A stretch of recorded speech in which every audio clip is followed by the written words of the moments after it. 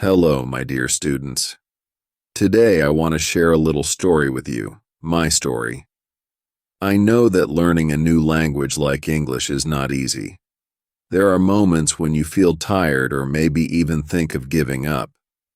But I want you to remember one thing. If there were no challenges, success would have no meaning. Let me tell you, failure is not the end. It's just a part of the journey. Every time I faced a challenge, I felt stronger. And today, I stand here not only as a teacher, but as a successful entrepreneur. But my life was not always like this. Part 2. My dream. When I was young, around 15 years old, I had a dream. My dream was to become a teacher, a language teacher. I loved English. The way English words sounded was like music to my ears. I dreamed of a day when I could teach others, help them learn, and maybe change their lives. Teaching felt like a calling, like something deep inside me that I had to follow. But life was hard. My family did not have a lot of money, and sometimes I had to help them with small jobs. I worked in a shop after school, selling clothes and learning about life. Even though I was busy, my dream stayed with me. I studied every day, sometimes late into the night, even when I was very tired. My many failures life tested me many times. Every time I thought I was close to my dream, something would go wrong. But each time, I learned to stand up again. The first big failure came when I was 18. I wanted to go to university to become an English teacher. I studied so hard, spending long nights with my books. I felt confident, but when the results came, I failed. I remember the shock. It felt like someone had taken my dream and broken it into pieces. I cried for days. I thought, maybe I am not good enough. Maybe my dream is impossible. But I could not let go of my dream. I decided to try again. I worked in a small shop in our town to save money for study materials. I spent every extra penny on books and classes. After a year, I took the test again. This time I felt ready, sure that I would succeed. Then life surprised me again. My father got very sick. We did not have enough money for his treatment, so I had to stop my studies. All my savings went to pay for his medicine. I wanted to be strong, but inside, I felt hopeless. It was like every time I tried to climb up, life pulled me back down. I felt trapped, and the dream of becoming a teacher felt like it was slipping away. Part 4. A New Hope and Another Fall.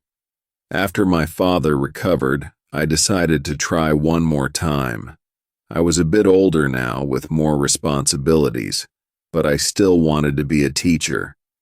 I got a small job in a school library where I could be close to books and students. This job gave me hope again. I felt that maybe life was giving me another chance. However, after a few months, the school had to close. They did not have enough funds, and suddenly, I was jobless. I remember walking home that day, feeling lost and tired. I asked myself, why does life keep testing me? Why do I have to suffer so much?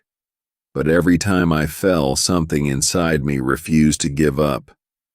I told myself, if I stop now, I will never know if I could have made it. So I started teaching English to children in my neighborhood. It was a small start, but it gave me a purpose. Teaching those children reminded me why I love this language and this work. A final setback and a new beginning. Years later, I finally got a chance to join a teaching program. It felt like a miracle, But during the training, I struggled. My classmates were younger and knew English better than me. Sometimes they would laugh at my mistakes. I felt ashamed, thinking, maybe I don't belong here. Maybe this is not my path. One evening, I nearly quit. I was packing my bags ready to leave when I remembered my young students from the neighborhood. I thought of their happy faces when they learned a new word, their pride when they could say a full sentence. I realized that if I gave up, I would be giving up on them too. So I unpacked my bags and decided to stay. I worked harder than ever, practicing my English late at night, repeating words and phrases until they felt right. Slowly, my English improved, and I passed the training. Today, as a teacher, I know that all those failures were lessons. Each time life knocked me down, I got back up. Now I share my success with my husband and my 2 children. I am not only a teacher, but also a successful entrepreneur, helping my community and supporting other young people who dream of learning English. Remember, my dear students, every fall can be a step toward success if you decide to stand up again. Don't let failure stop you. Let them guide you. Part 6. My language learning methods today. I want to share my favorite language learning methods. These are special ways that helped me on my journey to learn English, and I have taught these to many of my students. Each method has its own story. A story of a student who faced challenges but found a way to succeed. I hope these stories inspire you too.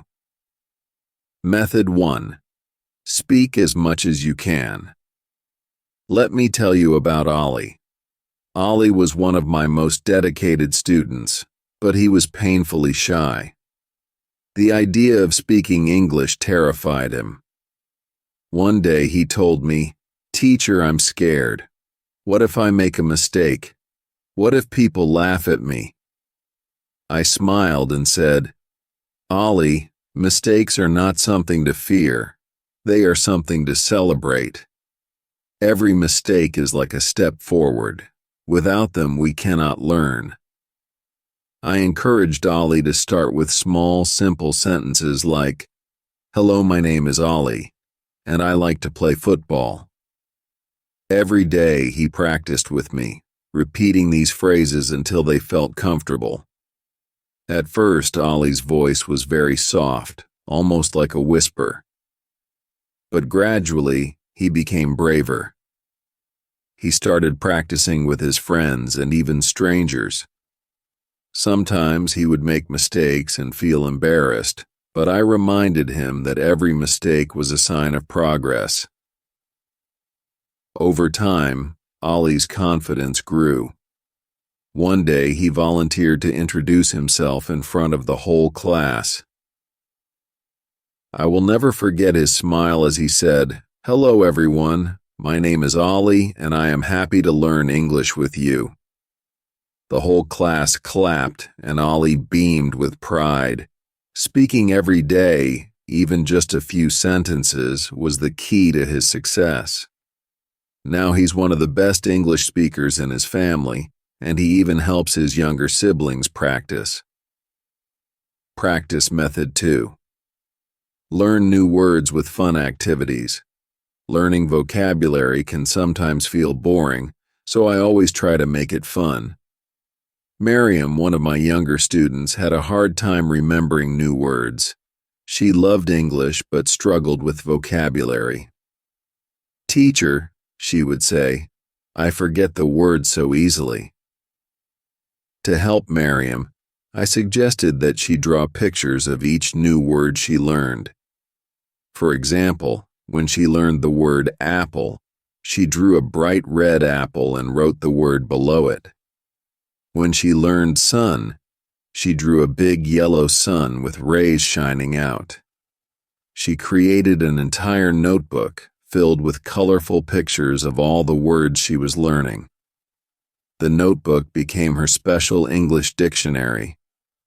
She would look through it every night before bed, reviewing her drawings and repeating the words. Not only did this make learning more enjoyable for her, but it also helped her remember the words much better. Soon she knew over 100 words, and her confidence soared. She would proudly show her notebook to her friends, saying, "Look, I know all these words in English." One day she even created a vocabulary game for her classmates. She would hold up one of her drawings, and they had to guess the word in English. This game became popular, and her classmates looked forward to it every week. Miriam's creativity made learning fun, and now she knows so many words that she helps her younger sister with English. Method 3. Listen.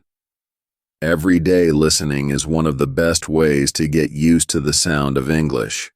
Reza, another student of mine, had a lot of trouble understanding spoken English. He would say, "Teacher, people speak so fast. I can't understand them." I knew that he needed to make English part of his daily life, so I suggested that he listen to English every day, even if it was just a few minutes. Reza started small, listening to short English songs and watching cartoons in English. At first, he could only understand a few words here and there, but he kept going. Every evening, he would put on his headphones and listen to an English song before he went to sleep. He didn't understand every word, but he loved the rhythm and sounds. After a few weeks, he started watching simple English videos with subtitles. He would pause the video, repeat sentences, and try to understand each line. It was hard work, but he was determined. Slowly, he began to understand more. One day during class, we watched a video together, and he raised his hand. "Teacher, I understood that part," he said, smiling proudly. Listening every day helped Reza build his confidence and develop his understanding of natural English. Now he listens to English podcasts about football, his favorite sport, and he even teaches his friends a few English phrases. Practice Method 4. Short sentences. Writing in English was difficult for many of my students, including Sarah. Sarah felt she would never be able to write even a single sentence in English. She would say, "Teacher, I know the words, but I don't know how to put them together." I told her, "Sarah, you don't have to write a long story. Just write one sentence every day." Sarah started with the simplest sentences, like "Today is sunny," or "I like my cat." It was hard at first. Sometimes she would take 5 minutes just to think of one sentence. But each day she got a little better. Soon her sentences grew longer. She started writing about her family, her friends, and her dreams. She even began keeping a small journal where she wrote down her thoughts in English. One day, Sarah showed me a short letter she had written to her friend. It was in English and full of simple but beautiful sentences. I was so proud of her. Writing every day, even just a little bit, had helped her gain confidence. Now she loves writing letters to her family and friends, and she even helps her younger brother with his English homework. Practice Method 5. Believe in yourself. Finally, the most important method of all. Believe in yourself. Many of my students, like Ali, Miriam, Reza, and Sarah, felt afraid at the beginning.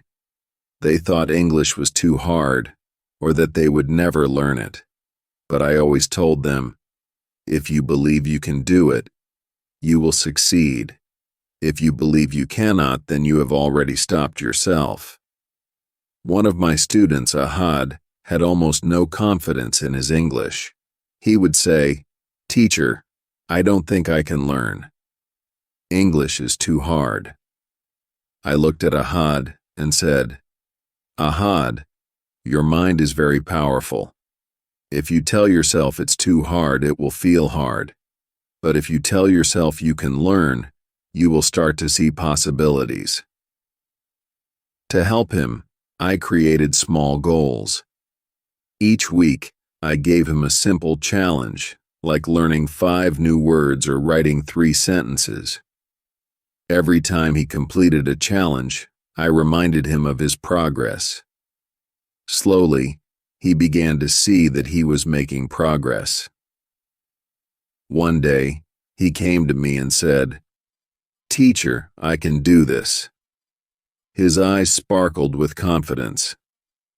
Ahad began participating more in class, answering questions, and even speaking in front of his classmates. His belief in himself grew with each small success. Now, he is one of the top students in my class. His confidence inspires others, and he often tells new students, "Believe in yourself, and you can do anything." Final words to my students. So, my dear students, remember these methods. Speak as much as you can, learn new words in a fun way, listen to English every day, practice writing, and most importantly, believe in yourself. Learning a language is like climbing a mountain. It takes time and effort, but with each step you get closer to the top. Every time I think of my students like Ali, Mariam, Reza, Sarah, and Ahad, I feel so proud. They faced difficulties, but they never gave up. They remind me why I love teaching and why I never gave up on my own dream of becoming an English teacher. If they can do it, so can you. Remember, every small effort counts. With patience and practice, you will reach your goals. Keep going, and one day, you will look back and be amazed at how far you have come. Final advice. To you, my dear students, as we reach the end of this journey together, I want to share some final thoughts with you. Learning English is one of the most valuable skills in today's world. It is not just a subject, it's a bridge that connects people across different countries, cultures, and dreams. When you learn English, you're opening a door to many new opportunities. Let me tell you why speaking English can change your life. Imagine you're in a new country. You see people around you talking, laughing, and sharing stories. But if you don't understand English, you feel alone, like you're watching from behind a glass window. Learning English breaks that glass. It lets you join the conversation, share your own stories, and make new friends. Many of my students ask me, "Teacher, is it really important to learn English?" My answer is always, yes. English is the language of business, science, technology, and travel. With English, you can work in different parts of the world. You can watch movies, read books, and enjoy music from other countries. You can even study in international universities, opening doors to knowledge and growth.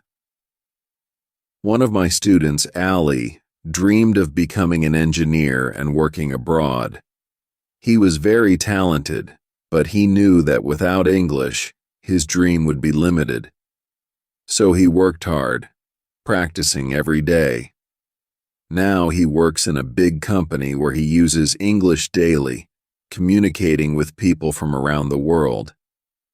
He often tells me, "Teacher, learning English changed my life. It gave me confidence and opened doors I never thought possible." But remember, learning English is not just about words or grammar. It's about confidence. Speaking English might feel strange at first. You might worry about making mistakes or feeling embarrassed. But I want to tell you this. Do not be afraid of mistakes. Each mistake is like a step forward. Every time you try, you are one step closer to fluency. I once had a student named Farah, who felt very shy speaking English. She was worried about her accent and grammar, but I told her, "Farah, don't worry about perfection. Speak from your heart. The more you practice, the better you will become." Slowly, Farah grew more confident. She would start conversations, ask questions, and even give presentations in English. Today, Farah works as a manager and uses English every day. She tells her team, "Our teacher taught us that English is not just a language. It's a way to connect, to inspire, and to succeed." So, my advice to each of you is this: practice. Practice every day. Even if it's just a few minutes, every bit helps. Speak English with your friends, write short notes to yourself, and listen to English songs. Surround yourself with English, and soon it will feel natural. Learning a language is like planting a seed. With patience, care, and practice, it will grow strong and tall. Lastly, always believe in yourself. When you doubt yourself, remember the students I told you about: Ollie, Mariam, Reza, Sarah, Ahmad, and Farah. They all had fears, but they never gave up. They trusted themselves, kept going, and reached their dreams. And you can do it too. Learning English is not just about the words you say, it's about the confidence and courage you build along the way. As your teacher, I am proud of each of you for your hard work and dedication. I believe in you, and I know that you can achieve anything you set your mind to. Thank you for allowing me to be part of your journey. Remember, the world is waiting for you, and with English, you can go anywhere. So, keep learning, keep speaking, and never stop believing in yourself. You are stronger and more capable than you know.